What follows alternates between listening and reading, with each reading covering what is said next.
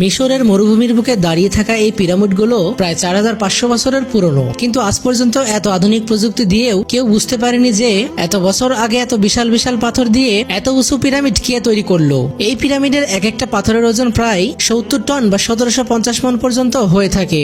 একটি পাথর তুলতে 1000 মানুষও কম পড়ে যাবে। কিন্তু এর থেকেও আশ্চর্যের বিষয় হলো এই পাথরগুলো প্রায় কয়েক হাজার কিলোমিটার দূর থেকে নিয়ে আসা হয়েছিল, সেটা আবার এমন সময় যখন না ছিল মেশিন না ছিল ট্রাক। তাই বিজ্ঞানীরা এটা বিশ্বাস করে যে পিরামিড নির্মাণের সময় এমন রহস্য ছিল যা এই যুগে জানা প্রায় অসম্ভব। চিন্তা করুন তো, তখন না ছিল বিদ্যুৎ, না ছিল আধুনিক টেকনোলজি, তারপরেও কারা এই অত্যাধুনিক পিরামিড নির্মাণ করলো, যারা আবার গাণিতিক রেখা হুবহু উত্তরের তারকারাজির সাথে মিলে যায়। সূরা আনামে আল্লাহ তাআলা বলেন, তারা কি দেখে না আমি তাদের আগে কত জাতিকে ধ্বংস করে দিয়েছি, যাদেরকে আমি পৃথিবীতে এমন শক্তি এবং প্রযুক্তি দিয়েছিলাম যা তোমাদেরকে দেইনি। তাই বন্ধুরা, আমি বিশ্বাস করি তারা এসব নির্মাণ করেছিল যারা আমাদের চেয়ে জ্ঞান বিজ্ঞানে অনেক উন্নত জাতি ছিল।